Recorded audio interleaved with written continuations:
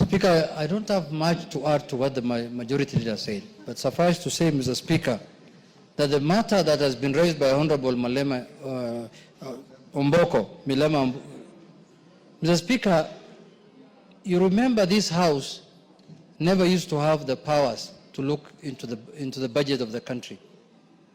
The new Constitution gave us those powers, Mr. Speaker. But Mr. Speaker, what has been happening the last 2 years in the Budget and Appropriation Committee of this House, Mr. Speaker, borders criminality.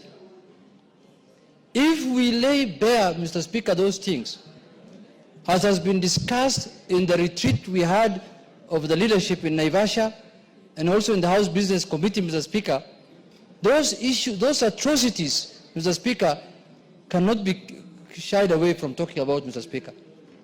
Mr. Speaker, how on earth can one county have an allocation, budget allocation of 12 billion shillings and a whole region has 60 million shillings, Mr. Speaker? What kind of country are we living in? Mr. Speaker, the Budget and Appropriation Committee went around the country to do public participation. And they ended up agreeing that they are going to use 2 billion shillings to allocate to those counties that they have visited, Mr. Speaker. That amount ended up ballooning to 12 billion shillings, Mr. Speaker. And the beneficiary of that 12 billion shillings is not those counties that public participation was done on, Mr. Speaker. It's other counties and other constituencies, Mr. Speaker. The Budget and Appropriation Committee of this House has reached to the level where the chair of that committee, Mr. Speaker, now, members of Parliament are going to his constituency for benchmarking, Mr. Speaker. Benchmarking. And all of us are supposed to receive the same amount of NGD, CDA, Mr. Speaker. What is making our members to go and benchmark in a colleague's constituency, Mr. Speaker?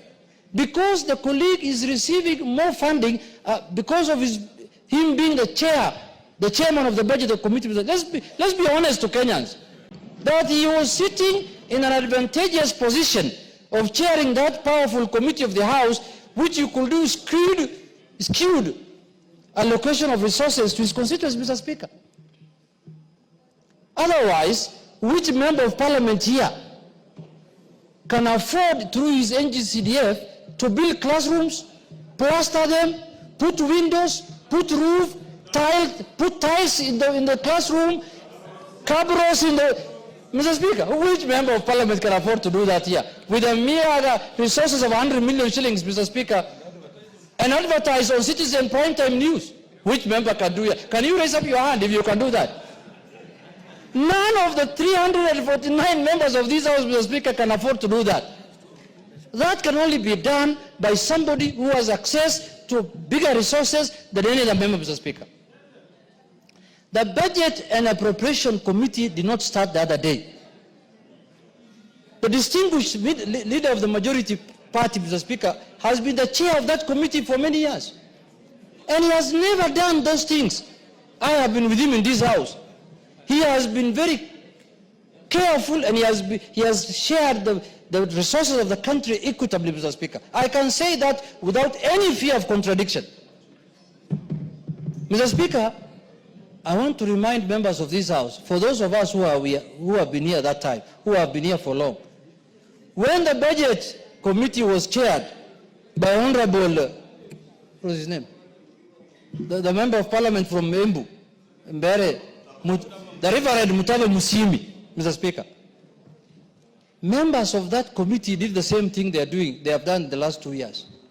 And one afternoon, the late Honorable Jacoyo Bidiwo came to the House, and he was seated exactly where I'm sitting today, and told the House the amount of money the Budget Committee put for themselves in the budget, Mr. Speaker. And the whole committee, that time, the membership of the Budget Committee was 52 or 51? 51. The whole committee was dissolved. And a new committee was formed, Mr. Speaker, based on what Honorable Jacoyo presented to the House, Mr. Speaker. Mr. Speaker, if the Budget Committee does its business the way that the refunct committee has done, Mr. Speaker, the only option, the only solution, Mr. Speaker, that's available for this House is to convert the 349 members of this House into a budget committee. The whole House becomes a committee of the budget, Mr. Speaker.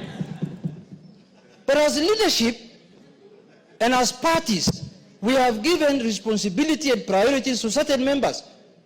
And especially on our side, and I'm sure even on Kenya Kwanza's side, we have picked one member per county from different regions and different counties, so that they can represent the interest of those regions and those counties and those constituencies.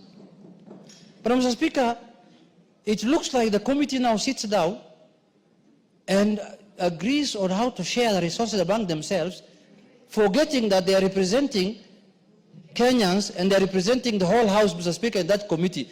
As the majority leader has said, we will not hesitate to remove any member who behaves like the defected committee, Mr. Speaker.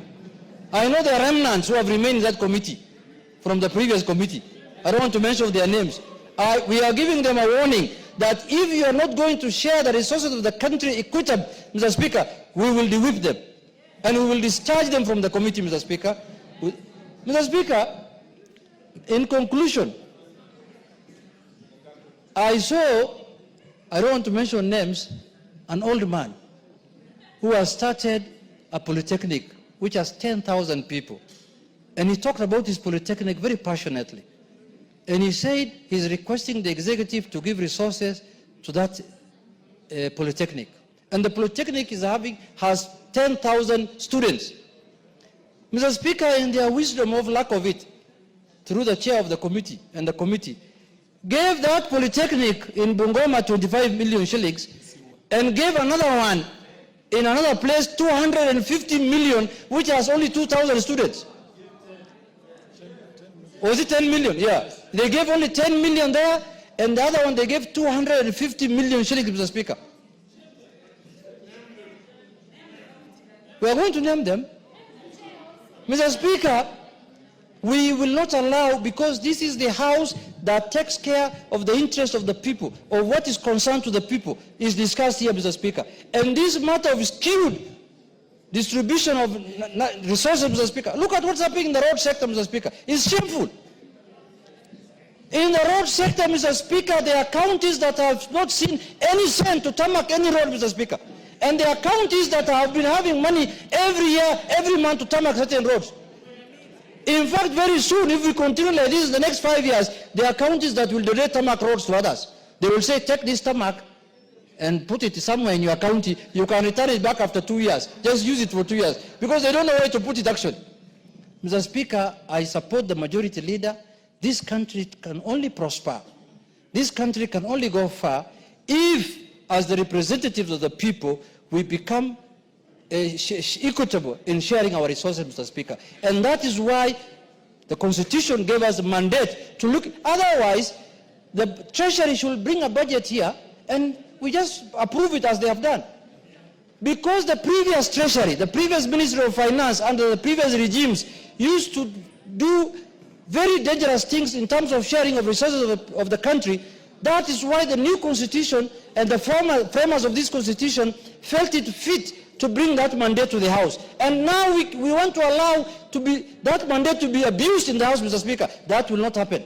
It will not happen over our dead body. With those few remarks, Mr. Speaker, I tell Honorable Melemba, we will stand with you and we will make sure the people of Vihiga get their rightful share of the budget. Thank you, Mr. Speaker.